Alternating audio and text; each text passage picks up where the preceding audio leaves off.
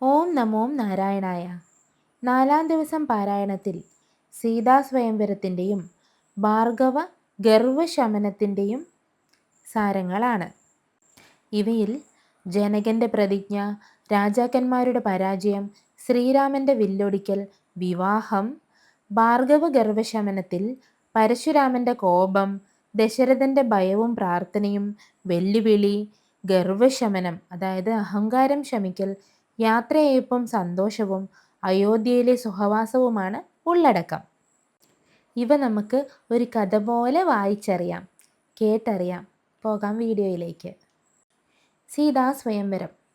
വിശ്വാമിത്ര മഹർഷിക്ക് വലിയ ആനന്ദമുണ്ടായപ്പോൾ ലോകനാഥനായ ശ്രീരാമനോട് ഇപ്രകാരം അരുളി ചെയ്തു: കുട്ടികളെ, നമുക്ക് മിഥിലാപുരിയിലേക്ക് പോകാം. സമയം വെറുതെ കളയരുത്. അവിടെ നടക്കുന്ന യാഗവും ശിവധനുസ്സും കണ്ടതിനു ശേഷം വേഗത്തിൽ അയോധ്യയിൽ പ്രവേശിച്ച് പിതാവിനെ കാണണം. ഇപ്രകാരം പറഞ്ഞ് അവർ ഗംഗാനദിയും കടന്ന് വേഗത്തിൽ പോയി മിഥിലാപുരത്തിനുള്ളിൽ പ്രവേശിച്ചു. മുനിശ്രേഷ്ഠനായ കൗശികൻ ആശ്രമത്തിലെത്തി എന്ന വാർത്ത കേട്ടപ്പോൾ മനസ്സിൽ നിറഞ്ഞ വലിയ സന്തോഷത്തോടെ ജനകരാജാവ് വലിയ ആദരവോടെയും ബഹുമാനത്തോടെയും പൂജാദ്രവ്യങ്ങളും എടുത്ത് ഭക്തിയോടെ തൻ്റെ ആചാര്യനോടൊപ്പം ആശ്രമത്തിലെത്തിയപ്പോൾ സന്തോഷത്തോടെ വിശ്വാമിത്രനെ പൂജിച്ച് ആചാരപൂർവ്വം നിലകൊണ്ട രാമലക്ഷ്മണന്മാരെ ജനകരാജാവ് കണ്ടു. ചന്ദ്രനെയും സൂര്യനെയും പോലെ പ്രകാശിക്കുന്ന ആ രാജകുമാരന്മാരെ കണ്ട് ജനകരാജാവ് ചോദിച്ചു: കാമദേവൻ പോലും കണ്ടു വന്ദിക്കുന്ന ലോകത്തിലെ തന്നെ ഏറ്റവും സുന്ദരമായി ഇവർ ആരാണെന്ന് പറഞ്ഞു തന്നാലും? നരനാരായണന്മാരായ ഭഗവത് രൂപങ്ങളാണോ മനുഷ്യവീരന്മാരുടെ രൂപമെടുത്ത് ഇപ്പോൾ കാണപ്പെടുന്നത്? ജനകന്റെ ചോദ്യം കേട്ട് വിശ്വാമിത്ര മഹർഷി മറുപടി പറഞ്ഞു: ഹേ രാജാവേ, എൻ്റെ വാക്ക് നീ വിശ്വസിച്ചാലും വീരനായ ദശരഥ രാജാവിൻ്റെ പുത്രന്മാരിൽ മൂത്ത മകൻ ശ്രീരാമനും ഇവൻ മൂന്നാമത്തെ മകനായ ലക്ഷ്മണനുമാകുന്നു. എൻ്റെ യാഗം സംരക്ഷിക്കുന്നതിനായി ഇവരെ ഞാൻ കൊണ്ടുവന്നതാണ്. ഇത്രയും കാലം മുൻപ് ഞാൻ ചെന്ന് ഇവരെ കൂട്ടിക്കൊണ്ടുവന്നു. കാട്ടിലേക്ക് പ്രവേശിച്ച സമയത്ത് ഒരു രാക്ഷസി വന്നു. ആ താടകയെ ഒരൊറ്റ ബാണം കൊണ്ട് എയ്തി ഇവൻ കൊന്നു. ഭയം തീർന്ന് സിദ്ധാശ്രമത്തിൽ പ്രവേശിച്ച് യാഗത്തെ യാതൊരു തടസ്സവുമില്ലാതെ കൃത്യമായി സംരക്ഷിക്കുകയും ചെയ്തു. തൻ്റെ പാദപത്മങ്ങളിലെ പൊടി തട്ടിയ മാത്രയിൽ അഹല്യയുടെ ശാപവും പാപവും നശിപ്പിച്ച് അവളെ വിശുദ്ധിയാക്കി തീർത്തു. പരമശിവന്റെ ധനുസ് കാണുവാൻ ഉള്ളിൽ വലിയ ആഗ്രഹമുണ്ട്. അതിനാൽ നീ അത് കാണിച്ചു കൊടുത്താലും. വിശ്വാമിത്രന്റെ ഈ വാക്കുകൾ കേട്ട് ജനകരാജാവ് വേഗത്തിൽ തന്നെ അവരെ അനുയോജ്യമായ രീതിയിൽ ഉപചാരപൂർവ്വം പൂജിച്ചു. ആദരവിനും സൽക്കാരത്തിനും അർഹരായ രാജകുമാരന്മാരെ കണ്ട് മനസ്സിൽ സന്തോഷവും സ്നേഹവും വർദ്ധിച്ച ജനകരാജാവ് തൻ്റെ മന്ത്രിയെ വിളിച്ചു കൽപ്പിച്ചു: നീ ചെന്ന് ഭഗവാന്റെ ശിവധനുസ് ഇങ്ങോട്ട് കൊണ്ടുവരിക. അത് കേട്ട് മുഖ്യമന്ത്രി അങ്ങോട്ട് പുറപ്പെട്ടു. ആ സമയത്ത് ജനകൻ വിശ്വാമിത്രനോടായി പറഞ്ഞു: രഘുകുല ശ്രേഷ്ഠനും രാജകുമാരനുമായ ഈ ബാലൻ, താമരക്കണ്ണനും സുന്ദരനുമായ ദശരഥപുത്രൻ ഈ വില്ല് കുലച്ച് വലിച്ചു മുറിക്കുകയാണെങ്കിൽ ഇവൻ തന്നെയാണ് എൻ്റെ മകളായ സീതയ്ക്ക് അനുയോജ്യനായ ഭർത്താവ് എന്നത് തീർച്ചയാണ്. എല്ലാം ഈശ്വരൻ്റെ ഇച്ഛ പോലെ നടക്കട്ടെ എന്നേ എനിക്കിപ്പോൾ പറയാനാകൂ. വില്ലിങ്ങോട്ട് വരുത്തൂ എന്ന് വിശ്വാമിത്ര മുനിയും അരുളി ചെയ്തു. രാജാവ് ഭൃത്യന്മാരെ അതിനായി ചുമതലപ്പെടുത്തി. വില്ല് ചുമക്കുന്നവർ വലിയ അത്യുത്സാഹത്തോടെ എത്തി. വേഗത്തിൽ 1000-ഓളം ഭൃത്യന്മാർ ചേർന്ന് ശിവന്റെ ആ വില്ല് എടുത്തുകൊണ്ട് വന്നു. 1000 മണികളാലും രത്നങ്ങളാലും മനോഹരമായ വസ്ത്രങ്ങളാലും അലങ്കരിക്കപ്പെട്ടതായിരുന്നു അത്. ഇതാ പരമശിവന്റെ വില്ല്, കണ്ടാലും എന്ന് മന്ത്രിശ്രേഷ്ഠനും പറഞ്ഞു. പരമശിവന്റെ വിശുദ്ധമായ വില്ല് കണ്ട് ശ്രീരാമചന്ദ്രൻ മനസ്സിൽ വലിയ സന്തോഷത്തോടെ അതിനെ വന്ദിച്ചു. ഞാൻ ഈ വില്ല് എടുക്കട്ടെയോ, കുലയ്ക്കട്ടെയോ, വലിക്കട്ടെയോ? പറഞ്ഞാലും എന്ന് ചോദിച്ചത് കേട്ട് വിശ്വാമിത്രൻ പറഞ്ഞു: നിനക്ക് സാധിക്കുന്നതെല്ലാം ചെയ്തോളൂ, മടിക്കേണ്ടതില്ല. ഇതുമൂലം നല്ല കാര്യങ്ങൾ സംഭവിച്ചുകൊള്ളും. അത് കേട്ട് ശ്രീരാമൻ പുഞ്ചിരിച്ചുകൊണ്ട് മെല്ലെ നടന്നു ചെന്ന് ആ വില്ലിനെ നോക്കിക്കണ്ടു. വലിയ തേജസ്സോടെ അത് വേഗത്തിൽ കയ്യിലെടുത്തു. യാതൊരു ആയാസവുമില്ലാതെ അത് കുലച്ച് വലിച്ച് ഒടിച്ചു കളഞ്ഞു. ശ്രീരാമൻ വില്ല് മുറിച്ച ആ നിമിഷം 14 ലോകങ്ങളും ഒന്നുപോലെ പ്രതിധ്വനിക്കുകയും ജനങ്ങൾ അത്ഭുതപ്പെടുകയും ചെയ്തു. പാട്ടും നൃത്തവും വിവിധ നൃത്തരൂപങ്ങളും പുഷ്പവൃഷ്ടിയും വിവിധതരം വാദ്യമേളങ്ങളും മംഗളസ്തുതികളും ദേവന്മാരും ദേവദേവനായ ഭഗവാനെയും ലക്ഷ്മി ദേവിയെയും അപ്സരസുകളെല്ലാം പരമാനന്ദത്തോടെ വാഴ്ത്തി പുകഴ്ത്തി. ലോകനാഥന്റെ വിവാഹോത്സവത്തിന്റെ തുടക്കത്തിലെ ഈ ആഘോഷങ്ങൾ കണ്ട് എല്ലാവരും കൗതുകത്തോടെ ആഹ്ലാദിച്ചു. ജനകരാജാവ് ജഗദീശ്വരനായ ഭഗവാൻ ശ്രീരാമനെ ആ സദസ്സിൽ വെച്ച് ആലിംഗനം ചെയ്തു. ഇടിവെട്ടുന്നത് പോലെ വില്ലു പൊട്ടിയ വലിയ ശബ്ദം കേട്ട് അവിടെ ഉണ്ടായിരുന്ന മറ്റു രാജാക്കന്മാർ പാമ്പുകളെ പോലെ പേടിച്ചരണ്ടു. സീതാദേവി മഴ കാണുന്ന പെൺമയിലിനെ പോലെ ആഹ്ലാദിച്ചു. വിശ്വാമിത്ര മഹർഷിയുടെ മനസ്സിലും വലിയ സന്തോഷമുണ്ടായി. സീതാദേവിയെ തോഴിമാരും സ്വന്തം അമ്മമാരും ചേർന്ന് മനോഹരമായി അലങ്കരിച്ചു. സ്വർണ്ണ നിറമുള്ള സുന്ദരിയായ സീതാദേവി സ്വർണ്ണാഭരണങ്ങൾ അണിഞ്ഞ് വലിയ ശോഭയോടെ വന്നു. കയ്യിൽ സ്വർണമാലയുമേന്തി താമരക്കണ്ണനായ ശ്രീരാമന്റെ മുന്നിൽ നാണത്തോടെയും വിനയത്തോടെയും മെല്ലെ മെല്ലെ നടന്നെത്തി. ആദ്യം തൻ്റെ നയനങ്ങളാകുന്ന കറുത്ത കൂവള പൂമാല ഭഗവാന്റെ മേൽ ചാർത്തി. അതിനുശേഷമായി വിവാഹ നിശ്ചയത്തിനായുള്ള മാലയും അണിയിച്ചു. മാലയണിഞ്ഞപ്പോൾ നീലത്താമരയുടെ കാന്തിയുള്ള ബാലനായ ശ്രീരാമൻ അതിമനോഹരമായി ശോഭിച്ചു. സീതാദേവിക്ക് ഏറ്റവും അനുയോജ്യനായി ശോഭിക്കുന്ന ആ രാജകുമാരനെ കണ്ടവരെല്ലാം ആനന്ദക്കടലിൽ മുഴുകിയും മനുഷ്യവീരനായ ഈ രാജകുമാരൻ വാഴട്ടെ എന്ന് ആശീർവദിക്കുകയും ചെയ്തു. ആ സമയത്ത് ജനകരാജാവ് വിശ്വാമിത്രനോട് വന്ദിച്ചുകൊണ്ട് പറഞ്ഞു, ഇനി സമയം കളയാതെ ദശരഥ മഹാരാജാവിനെ വേഗത്തിൽ വരുത്തുന്നതിനായി ദൂതന്മാരുടെ കയ്യിൽ കത്തുകൊടുത്തയക്കണം. വിശ്വാമിത്രനും മിഥില രാജാവായ ജനകനും ചേർന്ന് ദശരഥന് വിശ്വസിക്കാൻ പാകത്തിന് നടന്ന എല്ലാ സംഭവങ്ങളും വിശദമായി എഴുതി തയ്യാറാക്കി ദൂതന്മാർ വഴി കൊടുത്തയച്ചു. ദൂതന്മാർ വിശ്രമമില്ലാതെ അതിവേഗം യാത്രയായി. അവർ അയോധ്യയിൽ പ്രവേശിച്ച് ദശരഥ മഹാരാജാവിനെ കണ്ട് ആ സന്ദേശലേഖനം അദ്ദേഹത്തിന് കയ്യിൽ ഏൽപ്പിച്ചു. സന്ദേശം കണ്ടപ്പോൾ ദശരഥ മഹാരാജാവ് ഇനി സംശയമൊന്നുമില്ല, പുറപ്പെടുക എന്ന് കൽപ്പിച്ചു. അഗ്നിഹോത്രിയും കുലഗുരുവുമായ വസിഷ്ഠനും അദ്ദേഹത്തിന്റെ പത്നിയായ അരുന്ധതിയും യാത്രയായി. സന്തോഷത്തോടെ ചതുരംഗസേനയും ആന, കുതിര, തേര്, കാലാൾ, കൗസല്യ തുടങ്ങിയ ഭാര്യമാരോടൊപ്പം മക്കളായ ഭരതനോടും ശത്രുഘ്നനോടും വലിയ ഉത്സവത്തിന് അനുയോജ്യമായ വാദ്യമേളങ്ങളോടും കൂടി ദശരഥൻ മിഥിലാപുരിയിൽ പ്രവേശിച്ചു. മിഥില രാജാവായ ജനകൻ ചെന്ന് അദ്ദേഹത്തെ എതിരേറ്റ് സ്വീകരിച്ചു. ജനകരാജാവ് ശതാനന്ദ മുനിയോടൊപ്പം ചെന്ന് വന്ദ്യനായ വസിഷ്ഠനെയും തുടർന്ന് അദ്ദേഹത്തിന്റെ പത്നിയെയും വന്ദിച്ചു. ജനകരാജാവ് ആചാരപ്രകാരം അർഘ്യവും പാദ്യവും നൽകി അവരെ തക്കതായ രീതിയിൽ സൽക്കരിച്ചു. രാമലക്ഷ്മണന്മാർ പിതാവായ ദശരഥനെയും ആചാര്യനായ വസിഷ്ഠന്റെ പാദപത്മങ്ങളെയും സന്തോഷത്തോടെ വന്ദിച്ചു. അമ്മമാരെയും യഥാക്രമം വന്ദിച്ചു. ഇളയ സഹോദരന്മാർ ശ്രീരാമന്റെ പാദങ്ങളെ വന്ദിച്ചു. ലക്ഷ്മണൻ ഭരതനെയും ശത്രുഘ്നൻ ലക്ഷ്മണന്റെ പാദങ്ങളെയും വന്ദിച്ചു. പിതാവായ ദശരഥൻ ശ്രീരാമനെ മാറോട് ചേർത്ത് പുണരുകയും ലക്ഷ്മണനെയും ഗാഢമായി ആലിംഗനം ചെയ്യുകയും ചെയ്തു. ജനകരാജാവ് ദശരഥന്റെ കൈപിടിച്ച് സന്തോഷത്തോടെ മധുരമായി പറഞ്ഞു, വിവാഹം കഴിച്ചു കൊടുക്കാൻ എനിക്ക് 4 കന്യകമാരുണ്ട്, അങ്ങേക്ക് 4 പുത്രന്മാരുണ്ടല്ലോ. അതുകൊണ്ട് ഈ 4 രാജകുമാരന്മാരുടെയും വിവാഹം നടത്തുന്ന കാര്യത്തിൽ യാതൊരു മടിയും വിചാരിക്കേണ്ടതില്ല. വസിഷ്ഠനും ശതാനന്ദനും വിശ്വാമിത്രനും ചേർന്ന് 4 പേരടക്കം യഥാക്രമം വിവാഹമുഹൂർത്തം നിശ്ചയിച്ചു. മനോഹരമായൊരു മണ്ഡപം ഒരുക്കി അതിൽ മുത്തുമാലകളും പൂക്കളും ഫലങ്ങളും തൂക്കിയിട്ടു. രത്നങ്ങൾ പതിച്ച തൂണുകളും അലങ്കാരങ്ങളും സ്ഥാപിച്ചു. ഭക്തിയോടെ രത്നങ്ങൾ പതിച്ച സ്വർണപീഠവും വെച്ചു. ശ്രീരാമന്റെ പാദപത്മങ്ങൾ കഴുകിച്ച ശേഷം വാദ്യമേളങ്ങളുടെ അകമ്പടിയോടെ വിവാഹ ഹോമം നടക്കുകയും തൻ്റെ പുത്രിയായ സീതയെ വിവാഹം കഴിച്ചു കൊടുക്കുകയും ചെയ്തു.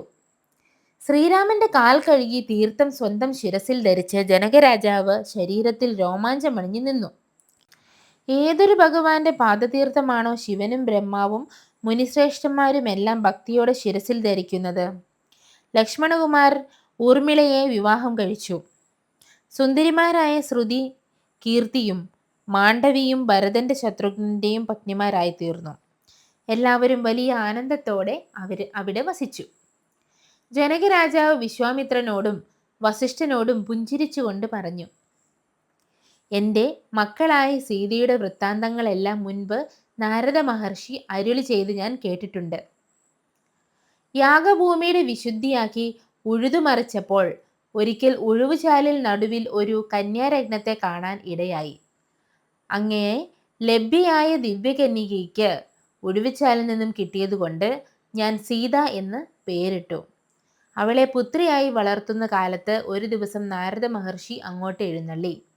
അന്ന് ആ മഹാമുനി എന്നോട് ഇപ്രകാരം അരുളി ചെയ്തു, നിന്റെ മകളായ സീതയുടെ വൃത്താന്തം നീ കേട്ടാലും. പരമാനന്ദ സ്വരൂപനും പരമാത്മാവും ജനനമില്ലാത്തവനും ഭക്തവത്സലനുമായ ഭഗവാൻ നാരായണൻ ദേവകാര്യങ്ങൾ സാധിക്കുന്നതിനും രാവണവധത്തിനുമായി ഇന്ദ്രനും ബ്രഹ്മാവും ശിവനുമെല്ലാം അപേക്ഷിച്ചതുകൊണ്ട് സൂര്യവംശത്തിൽ ശ്രീരാമനായി മായ മനുഷ്യവേഷമെടുത്ത് ഭൂമിയിൽ അവതരിച്ചിരിക്കുകയാണ് എന്നറിഞ്ഞാലും, യോഗീശ്വരനായ ഭഗവാൻ മനുഷ്യനായി അവതരിക്കുമ്പോൾ യോഗമായ ദേവിയും മനുഷ്യവേഷത്തോടെ നിന്റെ ഭവനത്തിൽ ജനിച്ചിരിക്കുകയാണ്. അതിനാൽ യാതൊരു മടിയുമില്ലാതെ അവളെ ആദരവോടെ ശ്രീരാമന് നൽകിയാലും. ഇപ്രകാരം പറഞ്ഞ് നാരായണൻ അപ്രത്യക്ഷനായി. ഞാൻ അവളെ ഭക്തിയോടെ മകളായി വളർത്തി. സീതയെ ശ്രീരാമന് തന്നെ കൊടുക്കണം. എന്നാൽ മനസ്സുകൊണ്ട് വിചാരിച്ചാൽ അക്കാര്യം എങ്ങനെ ഉറപ്പിക്കാനാകും? ഇങ്ങനെ ചിന്തിച്ചിരിക്കുമ്പോൾ പരമശിവന്റെ അനുഗ്രഹശക്തിയാൽ എൻ്റെ മനസ്സിൽ ഒരു കാര്യം തോന്നി. ശിവന്റെ ഈ ധനുസ് കുലച്ച് മുറിക്കുന്ന പുരുഷന്മാരായിരിക്കും എൻ്റെ മകൾക്ക് ഭർത്താവാകുന്നത് എന്നൊരു പ്രതിജ്ഞ ഞാൻ അങ്ങ് നിശ്ചയിച്ചു. മനസ്സിൽ ഇപ്രകാരം നിശ്ചയിച്ച് ഞാൻ രാജാക്കന്മാരെയും വരുത്തി. എന്നാൽ ഇത് തങ്ങൾക്ക് ശക്തിയല്ലെന്ന് ആ രാജാക്കന്മാർക്ക് മനസ്സിലാക്കി. തങ്ങളുടെ അഹങ്കാരം എല്ലാം കളഞ്ഞ് ബുദ്ധിയും നശിച്ച് അവർ അടങ്ങിയിരിക്കുകയാണ് ഉണ്ടായത്. അങ്ങയുടെ അനുഗ്രഹത്താൽ, അതായത് അത്ഭുത പുരുഷനും താമരക്കണ്ണനുമായ ശ്രീരാമനെ തന്നെ ഭാഗ്യവശാൽ എനിക്ക് ലഭിക്കുകയും ചെയ്തു. കാമദേവന് തുല്യനായ ഭഗവാനെ നോക്കി ജനകരാജാവ് പിന്നീട് തെളിഞ്ഞ മനസ്സോടെ സ്തുതിച്ചു പറഞ്ഞു, ഇന്നെൻ്റെ മനുഷ്യജന്മം സഫലമായി തീർന്നു. 10,000 സൂര്യന്മാരുടെ പ്രകാശമുള്ള രൂപത്തോടെ സൂര്യവംശത്തിൽ അവതരിച്ച അങ്ങ് മിന്നലോട് കൂടിയ കാർമേഘം പോലെ പത്നിയായ സീതാദേവിക്കൊപ്പം നിൽക്കുന്നത് കാണാൻ സാധിച്ചിട്ടുണ്ട്. ഹേ ഭഗവത് വത്സ, എൻ്റെ ആഗ്രഹം സഫലമായി തീർന്നിരിക്കുന്നു. അങ്ങയുടെ ചുവന്ന താമരമലർ പോലുള്ള പാദങ്ങളിൽ എപ്പോഴും എനിക്ക് ഭക്തി ഉണ്ടാകണം. എനിക്ക് മോക്ഷം ലഭിക്കുകയും വേണം. അങ്ങയുടെ പാദപത്മത്തിൽ നിന്ന് ഒഴുകുന്ന തീർത്ഥത്തുള്ളികൾ ധരിച്ചുകൊണ്ടാണ് ബ്രഹ്മാവ് ഈ ലോകത്തെ മുഴുവൻ സൃഷ്ടിക്കുന്നത്. ആ പാദതീർത്ഥം ധരിക്കുന്നത് കൊണ്ടാണ് പരമശിവൻ സർവ്വലോകങ്ങളെയും സംഹരിക്കുന്നത്. ആ പാദതീർത്ഥം ശിരസിലേറ്റിക്കൊണ്ടാണ് സജ്ജനമായ മഹാബലിക്ക് ഇന്ദ്രപദവി കൈവന്നത്. അങ്ങയുടെ പാദത്തിലെ ധൂളിയേറ്റതുകൊണ്ടാണ് അഹല്യ പാപങ്ങളിൽ നിന്നെല്ലാം മോചിതയായി വിശുദ്ധയായത്. അങ്ങയുടെ നാമസങ്കീർത്തനം കൊണ്ട് യോഗികളായ മുനിശ്രേഷ്ഠന്മാർ സംസാരബന്ധങ്ങളിൽ നിന്ന് മോചിതരായി മോക്ഷത്തെ പ്രാപിക്കുന്നു. അങ്ങയുടെ ആ 2 പാദപത്മങ്ങളും എപ്പോഴും എൻ്റെ ചിന്തയിൽ ഉണ്ടാകണമേ. ഇപ്രകാരം ഓരോന്നായി സ്തുതിച്ച് ജനകരാജാവ് ഭക്തിയോടെ വൻ ധനശേഖരം തന്നെ ശ്രീധനമായി നൽകി. 100 ആനകളെയും 10,000 തേരുകളെയും ലക്ഷക്കണക്കിന് കുതിരകളെയും നൽകി. 1,00,000 കാലാൾ പടയാളികളെയും 300 ദാസിമാരെയും വസ്ത്രങ്ങളും അനേക ദിവ്യാഭരണങ്ങളും നൽകി. മുത്തുമാലകളും പലതരത്തിലുള്ള ദിവ്യരത്നങ്ങളും 100 കോടിയോളം സ്വർണ്ണ നാണയങ്ങളും നൽകി. ജനകരാജാവ് ഇതെല്ലാം സീതാദേവിക്ക് നൽകുകയും സന്തോഷത്തോടെ ശ്രീരാമൻ അത് സ്വീകരിക്കുകയും ചെയ്തു. ബ്രഹ്മാവിൻ്റെ പുത്രനായ വസിഷ്ഠൻ തുടങ്ങിയ മുനിശ്രേഷ്ഠന്മാരെ വീണു വണങ്ങുകയും ഭക്തിയോടെ പൂജിക്കുകയും ചെയ്തു. സുനന്ദ്രൻ തുടങ്ങിയ ജനകന്റെ മന്ത്രിമാരെയും യഥാവിധി ആദരിച്ചു സൽക്കരിച്ചു. സന്തോഷത്തോടെ ദശരഥ മഹാരാജാവും പുറപ്പെട്ടു. കണ്ണീരൊഴുകുന്ന ജനകരാജാവ് തൻ്റെ മകളായ സീതയെ ഗാഢമായി ആലിംഗനം ചെയ്തു. പരിശുദ്ധിയായ തൻ്റെ മകൾക്ക് അനുയോജ്യമായ പതിവ്രത ധർമ്മങ്ങളെല്ലാം വേണ്ട വിധത്തിൽ ഉപദേശിച്ചു കൊടുത്തു. മായാരൂപിയായ ശ്രീരാമൻ തൻ്റെ ധർമ്മപത്നിയായ സീതയോടൊപ്പം യാത്രയായി. മൃദംഗം, പടഹം, കൊമ്പ് മുതലായ വിവിധ വാദ്യമേളങ്ങളുടെ ഘോഷത്തോടും വീണയുടെയും കുഴലിൻ്റെയും മധുര ശബ്ദത്തോടും കൊമ്പുവിളികളും ഇടയ്ക്ക മുതലായ വാദ്യങ്ങളോടും മനോഹരമായ അലങ്കാര വസ്ത്രങ്ങൾ അണിഞ്ഞും ആന, തേര്, കുതിര, കാലാൾ എന്നിവയടങ്ങിയ സേനയോടും സന്തോഷത്തോടെ അച്ഛനമ്മമാരോടും സഹോദരന്മാരോടും വിശ്വാമിത്രൻ, വസിഷ്ഠൻ തുടങ്ങിയ ആചാര്യന്മാരായ മുനിമാരോടും ഭൃത്യന്മാരോടും മന്ത്രിമാരോടും കൂടെ അയോധ്യാവാസികൾ വേഗത്തിൽ മടങ്ങിപ്പോകുമ്പോൾ ആകാശത്ത് ദേവന്മാരുടെ വിമാനങ്ങൾ നിറഞ്ഞു നിന്നു.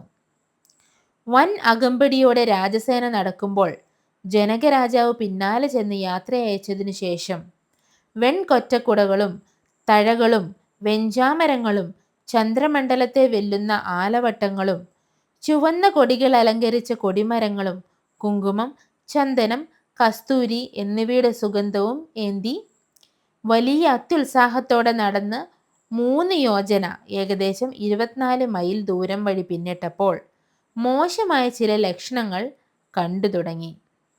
ആ സമയത്ത് ദശരഥൻ വസിഷ്ഠ മഹർഷിയെ വന്ദിച്ചുകൊണ്ട് ഈ ദുർനിമിത്തങ്ങളുടെ കാരണം പറഞ്ഞു തന്നാലും എന്ന് ചോദിച്ചു. വസിഷ്ഠൻ പറഞ്ഞു, ഹേ രാജാവേ, ഇപ്പോൾ ചെറിയൊരു ഭയമുണ്ടാകും. എന്നാൽ അതിനുശേഷം ഭയമില്ലാത്ത അവസ്ഥ, ആശ്വാസമുണ്ടാകുമെന്ന് അറിഞ്ഞാലും. യാതൊന്നും പേടിക്കേണ്ടതില്ല, നല്ലതേ സംഭവിക്കൂ. വിഷമിക്കേണ്ടതില്ല, അങ്ങയുടെ കീർത്തി വർദ്ധിക്കുകയേയുള്ളൂ. ബ്രഹ്മാവിൻ്റെ പുത്രനായ വസിഷ്ഠൻ ഇപ്രകാരം അരുളി ചെയ്ത സമയത്ത് യാത്രാമധ്യത്തിൽ പരശുരാമൻ പ്രത്യക്ഷപ്പെടുന്നത് കണ്ടു. നീലകാർമേഘത്തിന് തുല്യമായ നിർമ്മലമായ കറുത്ത ശരീര നിറത്തോടും പരമശിവന്റെ ശിഷ്യനും സമുദ്രാഗ്നിക്ക് സമനായവനുമായ കോപത്തോടെ മുഴുവനും അമ്പും വില്ലും കയ്യിലേന്തി വഴിയുടെ നടുവിൽ വന്നു നിന്നപ്പോൾ ദശരഥ മഹാരാജാവ് വലിയ ഭയത്തോടെ അദ്ദേഹത്തിന്റെ മുന്നിൽ വീണ് നമസ്കരിച്ചു. മറ്റുള്ള ജനങ്ങളെല്ലാം എന്താണ് ചെയ്യേണ്ടതെന്നറിയാതെ പേടിച്ചു വിറച്ചു നിന്നു. വിഷമത്തിലായ ദശരഥൻ ഭാർഗവരാമനെ വീണ്ടും വീണ്ടും വന്ദിച്ച്, അതായത് പരശുരാമനെ വന്ദിച്ച് ഭക്തിയോടെ പലതരത്തിൽ സ്തുതിക്കുവാൻ തുടങ്ങി. കാർത്തവീരാർജുനന്റെ ശത്രുവേ, തപോനിധേ, എന്നെ രക്ഷിച്ചാലും. കാരുണ്യക്കടലേ, ഈ സൂര്യവംശത്തെ അങ്ങ് രക്ഷിച്ചാലും. ക്ഷത്രിയന്മാരുടെ അന്തകനായ ഭഗവാനെ, ജന്മാഗ്നിയുടെയും രേണുകയുടെയും പുത്രനായ പ്രഭോ, എന്നെ രക്ഷിച്ചാലും. മഴുകൈയിലേന്തിയവനെ, പരമശിവന് പ്രിയപ്പെട്ടവനെ, എൻ്റെ കുലത്തെ എപ്പോഴും രക്ഷിക്കണമേ. രാജാക്കന്മാരുടെ ചോരയാകുന്ന തീർത്ഥത്തിൽ കുളിച്ച് പിതൃക്കൾക്ക് തർപ്പണം ചെയ്ത നാഥ, തപോനിധിയായ ഭൃംഗുശ്രേഷ്ഠരെ, എന്നെ കാത്തുകൊള്ളണമേ. അങ്ങയുടെ പാദതളിരുകൾ തന്നെയാണ് എനിക്ക് ശരണം. ദശരഥൻ പറഞ്ഞ ഈ വാക്കുകളെല്ലാം കൂട്ടാക്കാതെ തീജ്വാല പൊങ്ങിപ്പറക്കും പോലെ കടുത്ത കോപത്തോടെ തൻ്റെ മുഖം ഉച്ചസൂര്യനെ പോലെ ജ്വലിച്ചുകൊണ്ട് വേഗത്തിൽ ശ്രീരാമനോടായി പരശുരാമൻ കൽപ്പിച്ചു പറഞ്ഞു, ഈ 3 ലോകത്തിലും ഞാനല്ലാതെ വേറൊരു രാമനുണ്ടോ? മനുഷ്യനായ നീ ശരിക്കും ഒരു ക്ഷത്രിയനാണെങ്കിൽ എന്നോട് യുദ്ധം ചെയ്യാൻ ഒരു നിമിഷം നിൽക്കൂ. വില്ലുകുലയ്ക്കുന്ന കാര്യത്തിൽ നിനക്ക് വലിയ സാമർഥ്യമുണ്ടെന്ന് ഞാൻ കേട്ടല്ലോ. നീയാണല്ലേ ശിവന്റെ വില്ല് ബലപ്രയോഗത്താൽ മുറിച്ചത്. എന്നാൽ ഇതാ, എൻ്റെ കയ്യിൽ വളരെ വിശിഷ്ടമായ മഹാവിഷ്ണുവിൻ്റെ ഒരു വില്ലുണ്ട്, വൈഷ്ണവചാപം. നീ യഥാർത്ഥ ക്ഷത്രിയ വംശത്തിൽ ജനിച്ചവനാണെങ്കിൽ ഇതെടുത്ത് വേഗത്തിൽ പ്രയോഗിച്ചു കാണിക്കൂ. എങ്കിൽ ഞാൻ നിന്നോട് യുദ്ധം ചെയ്യാം. അതല്ലെങ്കിൽ നിങ്ങളെ എല്ലാവരെയും കൂട്ടത്തോടെ ഞാൻ സംഹരിക്കും. അക്കാര്യത്തിൽ സംശയമില്ല എന്നറിഞ്ഞാലും. ക്ഷത്രിയ കുലത്തിൽ അന്തകനായ ഞാൻ എന്ന കാര്യം നീ അറിഞ്ഞില്ലേ? നമ്മൾ തമ്മിൽ പണ്ടുപണ്ടേ ശത്രുതയുണ്ടെന്ന് നീ ഓർക്കുക. രേണുകാപുത്രനായ പരശുരാമൻ ഇപ്രകാരം പറഞ്ഞതിനെ തുടർന്ന് ഭൂമിയും പർവ്വതങ്ങളും വല്ലാതെ വിറയ്ക്കുവാൻ തുടങ്ങി. ദുഃഖുകളെല്ലാം ഇരുണ്ടുകൊണ്ട് മൂടിപ്പോവുകയും ചെയ്തു. സമുദ്രത്തിലെ വെള്ളം കലങ്ങി മറിയുകയുണ്ടായി. ഇനി എന്താണ് സംഭവിക്കാൻ പോകുന്നത് എന്ന് ചിന്തിച്ച് ദേവന്മാരും വലിയ വിഷമത്തിലും ആശങ്കയിലുമായി മുനിശ്രേഷ്ഠന്മാരും.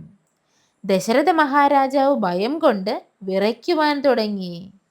വസിഷ്ഠ മഹർഷിയും മനസ്സിൽ വലിയ വിഷമമുണ്ടായി. അപ്പോൾ നിഷ്കളങ്കമായ മനോഭാവത്തോടെ ശ്രീരാമകുമാരൻ കോപിഷ്ഠനായ പരശുരാമനോട് ഇപ്രകാരം പറഞ്ഞു, കീർത്തികേട്ട മഹാനുഭാവികളും ജ്ഞാനികളുമായ വ്യക്തികൾ സാധാരണക്കാരായ കുട്ടികളോട് ഇത്തരത്തിൽ കഠിനമായി പെരുമാറിയാൽ അവർക്ക് പിന്നെ ആരാണ് ശരണമുള്ളത് ഹേ തപോനിതേ? അങ്ങയുടെ ആശ്രമത്തിലും കുലത്തിലും ഉചിതമായ ധർമ്മം എങ്ങനെ പാലിക്കപ്പെടും? അങ്ങയുടെ മനസ്സിൽ ഒരു കാര്യം തീരുമാനിച്ചു കഴിഞ്ഞാൽ അതിന് മാറ്റം വരുത്താൻ വേറെ ആർക്കെങ്കിലും സാധിക്കുമോ? അറിവില്ലാത്ത ഒരു കുട്ടിയായി എനിക്ക് അങ്ങയോട് എതിരിടാനുള്ള കഴിവോ ബന്ധമോ ഉണ്ടോ എന്ന് ആലോചിച്ചു നോക്കൂ. തൻ്റെ ക്ഷത്രിയ കുലത്തിൽ ജനിച്ചു എന്നേ ഉള്ളൂ, അല്ലാതെ വലിയ ശാസ്ത്രാസ്ത്രങ്ങൾ ഉപയോഗിക്കുവാനോ പ്രയോഗിക്കുവാനോ സാമർഥ്യമൊന്നും എനിക്കില്ലല്ലോ. എനിക്ക് ശത്രുവെന്നോ മിത്രമെന്നോ ഉദാസീനനെന്നോ ഉള്ള വേർതിരിവുകൾ ഒന്നുമില്ലല്ലോ. ശത്രുക്കളെ സംഹരിക്കാനുള്ള വലിയ ശക്തിയൊന്നും എനിക്കില്ലതാനും.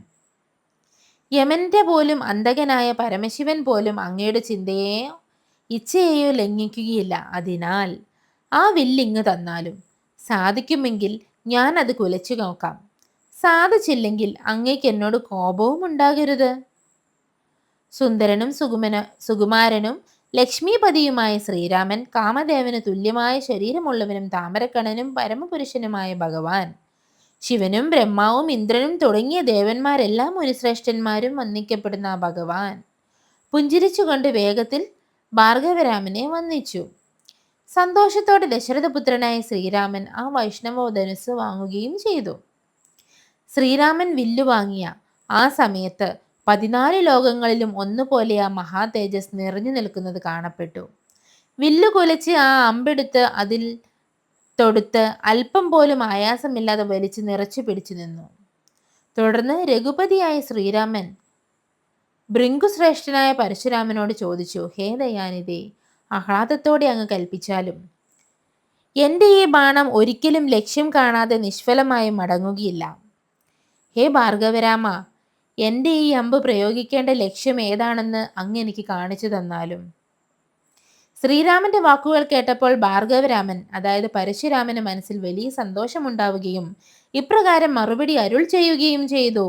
ഹേ ശ്രീരാമ, രാമ, മഹാബാഹോ, ശക്തരായ കൈകൊള്ളുവനെ, ജനപ്രിയനെ, സീതാപതേ, ശ്രീദേവിക്ക് പ്രിയപ്പെട്ടവനെ, ആത്മാരാമനായവനെ, ലോകത്തിന് ആനന്ദം നൽകുന്നവനെ രാമ, ശ്രീരാമ, സീതയ്ക്ക് ആനന്ദം നൽകുന്നവനെ, ആനന്ദ സ്വരൂപനായ ഭഗവാൻ വിഷ്ണുവേ, ശ്രീരാമ, രാമ, ലക്ഷ്മീപദേ, രഘുകുലശ്രേഷ്ഠ, ശ്രീരാമ, രാമ, പുരുഷന്മാരിൽ ഉത്തമനായവനെ, ദയാനിധേ, ശ്രീരാമ, ലോകത്തിൻ്റെ സൃഷ്ടിസ്ഥിതി സംഹാരം എന്നിവയ്ക്ക് കാരണക്കാരനായ ഭഗവാനെ, ശ്രീരാമ, ദശരഥപുത്ര, ഹൃഷികേശ, അടക്കി ഭരിക്കുന്ന ഭഗവാനെ, അതായത് ഇന്ദ്രിയങ്ങളെ അടക്കി ഭരിക്കുന്ന ഭഗവാനെ, ശ്രീരാമ, രാമ, രാമ, കൗസല്യപുത്ര, ഹരേ, താമരക്കണ്ണ, കരുണക്കടലേ, അങ്ങനെയെങ്കിൽ എൻ്റെ പഴയൊരു വൃത്താന്തം കഥ അങ്ങ് കേട്ടാലും. ചക്രതീർത്ഥം എന്ന പുണ്യസ്ഥലത്തു ചെന്ന് എൻ്റെ ബാല്യകാലത്ത് മഹാവിഷ്ണുവിനെ കുറെ കാലം ഞാൻ തപസ്സു ചെയ്തു. കഠിനമായ തപസ്സു ചെയ്ത് ഇന്ദ്രിയങ്ങളെല്ലാം അടക്കി നിർത്തി ഞാൻ ദിവസവും ഭഗവാനെ സേവിച്ചു.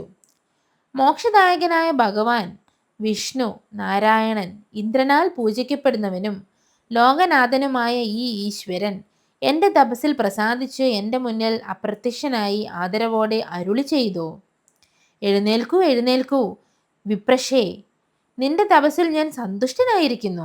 നിന്റെ തപസ്സിൻ്റെ ഫലം നിനക്ക് ലഭിച്ചിരിക്കുന്നു എന്ന് അറിഞ്ഞാലും നീ എൻ്റെ തേജസ്സോട് കൂടിയവനാണ് എന്നറിയുക. ഹേയ് ഭൃംഗുശ്രേഷ്ഠ, നിന്നെക്കൊണ്ട് നടപ്പിലാക്കേണ്ട കാര്യങ്ങൾ ഇനിയും പലതുമുണ്ട്. നിന്റെ പിതാവിനെ കൊന്നവനായ ഹെഹയ വംശത്തിൻ്റെ പ്രശസ്തനായ കാർത്തിവീരാർജുനൻ എന്ന രാജാവിനെ നീ വധിക്കണം. അവൻ എൻ്റെ ഒരംശത്താൽ ജനിച്ചവനാണ്. ധനുർവേദത്തിൽ അവനോളം സാമർഥ്യമുള്ള മറ്റാരുമില്ല, അതായത് വില്ലുവിദ്യയിൽ. അതിനുശേഷം 21 വട്ടം ക്ഷത്രിയ വംശത്തെ യുദ്ധത്തിൽ സംഹരിച്ച ഭൂമിയെ മുഴുവനും കശ്യപ മഹർഷിക്ക് ദാനം ചെയ്തു. ഭൂമിയെ മുഴുവൻ വിശുദ്ധമാക്കിയ ശേഷം നീ ശാന്തി പ്രാപിച്ച് ഉത്തമമായ തപോനിധയിലേക്ക് ജീവിച്ചാലും പിന്നീട് ഞാൻ ത്രേതായുഗത്തിൽ ഭൂമിയിൽ ദശരഥ മഹാരാജാവിൻ്റെ മകനായി അവതരിക്കും. അന്ന് നമ്മൾ തമ്മിൽ കാണും. ആ സമയത്ത് നിന്നിലുള്ള എൻ്റെ തേജസ് മുഴുവൻ കുറവൊന്നും കൂടാതെ ആ ദശരഥപുത്രനിൽ നീ ലയിപ്പിക്കണം. അതിനുശേഷം ബ്രഹ്മപ്രളയം വരെ നീ വീണ്ടും തപസ് ചെയ്ത് കൊള്ളുക. എന്നെ തന്നെ ധ്യാനിച്ച് വസിച്ചാലും മഹാമുനി. ഇപ്രകാരം അരുളി ചെയ്തു ഭഗവാൻ നാരായണൻ അപ്രത്യക്ഷനായി. ഹേ നാഥ, അന്ന് ഭഗവാൻ എന്നെ ഏൽപ്പിച്ച കാര്യങ്ങളെല്ലാം ഞാൻ ചെയ്തു തീർത്തു. ഹേ ജഗൽപതി, ആ ഭഗവാൻ നാരായണൻ തന്നെയാണ് ദശരഥന്റെ പുത്രനായി ഇപ്പോൾ അവതരിച്ചിരിക്കുന്നത്. എന്നിലുള്ള മഹത്തായ വൈഷ്ണവ തേജസ് മുഴുവൻ അങ്ങേക്ക് സമർപ്പിക്കുന്നതിനായി ഇതാ ഞാൻ എൻ്റെ വില്ല് അങ്ങേക്ക് തരുന്നു. ബ്രഹ്മാവ് തുടങ്ങിയ ദേവന്മാരാൽ പ്രാർത്ഥിക്കപ്പെട്ടതായ ധർമ്മങ്ങൾ അവിടുത്തെ മായാബലം കൊണ്ട് സാധിച്ചെടുത്താലും അങ്ങ് സാക്ഷാൽ ശ്രീനാരായണൻ തന്നെയാണ്. ലോകങ്ങൾക്ക് സാക്ഷിയായവനും ജഗന്മയുള്ളവനുമായ വിഷ്ണു ഭഗവാനാണ്. ഇന്ന് എൻ്റെ ജന്മം സഫലമായി തീർന്നു. പണ്ടു ചെയ്ത താപസിന്റെ ഫലമെല്ലാം എനിക്ക് ലഭിച്ചു. ബ്രഹ്മാവ് തുടങ്ങിയവർ ആരാധിക്കുന്നത് പോലും സന്ദർശിക്കാൻ സാധിക്കാത്ത നിർമ്മലമായ അങ്ങയുടെ ഈ സ്വരൂപം കാണാൻ സാധിച്ചുകൊണ്ട് ഞാൻ ധന്യനും കൃതാർത്ഥനും സ്വസ്ഥനുമായി തീർന്നു. അങ്ങയുടെ ഈ രൂപം എൻ്റെ ഉള്ളിൽ എപ്പോഴും വസിക്കുമാറാകണം. അജ്ഞാനത്തിൽ നിന്നും ഉണ്ടാകുന്ന ജനനം മുതലായ 6 വികാരങ്ങൾ, അതായത് ജനനം, അസ്തിത്വം, വളർച്ച, പരിണാമം, ക്ഷയം, നാശം, ജ്ഞാനസ്വരൂപമായ അങ്ങയിൽ ഇല്ലല്ലോ ഹേ ഭഗവാനെ. ചിന്തിച്ചു നോക്കിയാൽ വികാരങ്ങളില്ലാത്തവനും പരിപൂർണനും മോക്ഷം നൽകുന്നവനുമാണ് അങ്ങ്. തീയിൽ പുകയെന്ന പോലെ, വെള്ളത്തിൽ നുരയെന്ന പോലെ കാണപ്പെടുന്ന അങ്ങയുടെ മായാവൈഭവം അത്ഭുതം തന്നെ. ലോകം മായയാൽ മൂടപ്പെട്ടിരിക്കുന്നിടത്തോളം കാലം അങ്ങയുടെ യാഥാർത്ഥ്യ തത്വം അറിയാൻ കഴിയില്ല. സത്സംഗം കൊണ്ട് ലയിക്കുന്ന അല്ലെങ്കിൽ ലഭിക്കുന്ന ഭക്തിയോടെ അങ്ങയെ സേവിക്കുന്ന മനുഷ്യർ മെല്ലെ മെല്ലെ അങ്ങയുടെ മായയാൽ നിർമ്മിക്കപ്പെട്ട ആ അപാരമായ സംസാര സമുദ്രത്തെ കാലാക്രമണി കടത്തുന്നു. ഉള്ള ജ്ഞാനം നീക്കുവൊരു സദ്ഗുരു ലഭിച്ചിടും. അങ്ങയെ അറിയാൻ ആഗ്രഹിക്കുന്ന മനുഷ്യർക്ക് അവരുടെ ഉള്ളിലെ അജ്ഞാനത്തെ നീക്കിത്തരുന്ന ഒരു സദ്ഗുരുവിനെ ലഭിക്കുന്നു.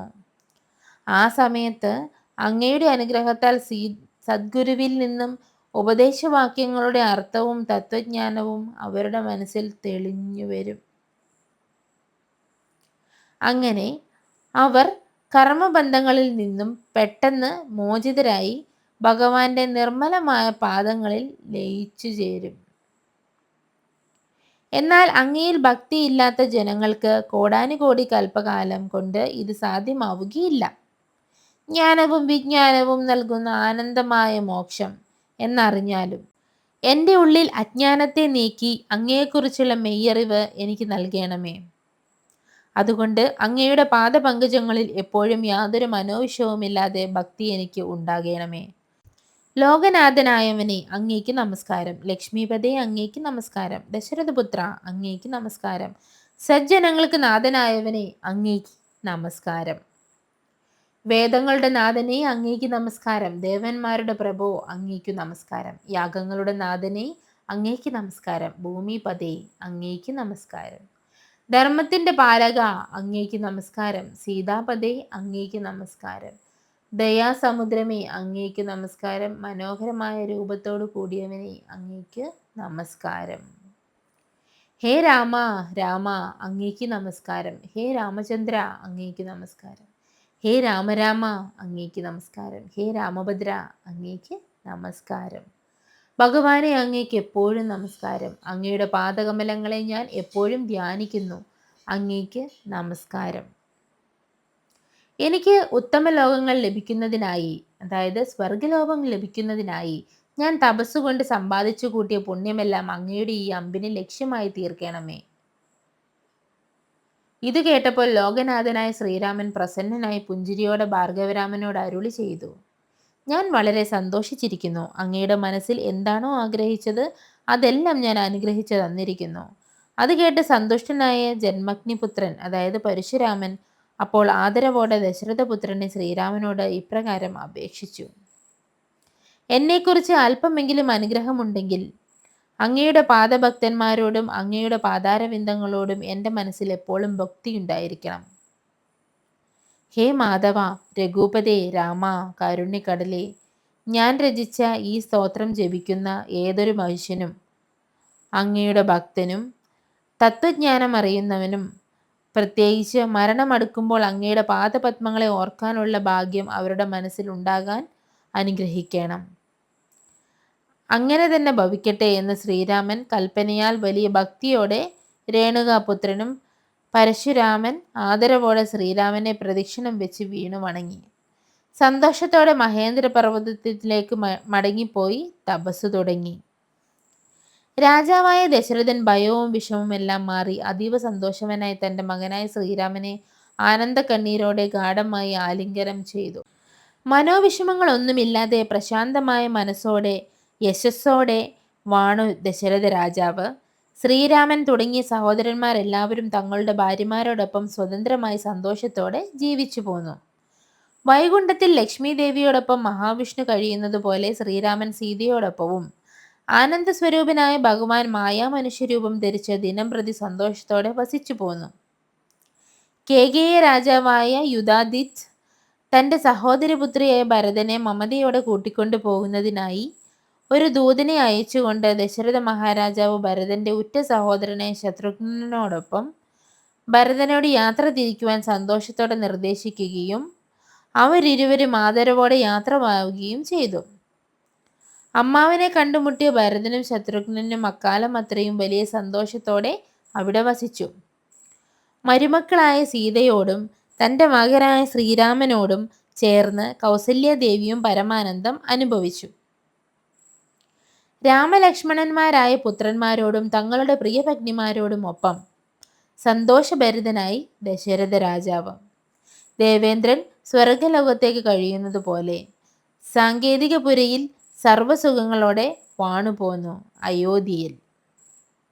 യാതൊരു വികാരങ്ങളുമില്ലാത്ത ആത്മസ്വരൂപം പരമാനന്ദപൂർണമായ ഭഗവാൻ സകല ലോകങ്ങൾക്കും ആനന്ദം നൽകുന്നതിനായി മനുഷ്യരൂപം സ്വീകരിച്ചു. തൻ്റെ മായാദേവിയായ സീതയോടൊപ്പം അയോധ്യപുരിയിൽ വസിച്ചു പോകുന്നു. ഇപ്രകാരം അധ്യാത്മരാമായണത്തിലെ ഉമാമഹേശ്വര സംവാദത്തിലെ ബാലകാന്ഡം പൂർത്തിയായി. രാമായണത്തിൽ എന്താണെന്ന് അറിയാത്തവരായിരിക്കും ഇന്നത്തെ മക്കൾ പലരും. എനിക്കും അറിയില്ലായിരുന്നു. ഇപ്പോൾ എനിക്കൊരവസരം ലഭിച്ചു അതറിയുവാനായിട്ട്. അപ്പോൾ ഞാൻ അത് നിങ്ങൾക്കും കൂടി പകർന്നു തരുന്നു. ആഗ്രഹമുള്ളവർ കേട്ടാലും. വളരെ രസമാണിത് കേട്ടിരിക്കാൻ. അപ്പോൾ ബാക്കി നാളെ കാണാം. നന്ദി, നമസ്കാരം.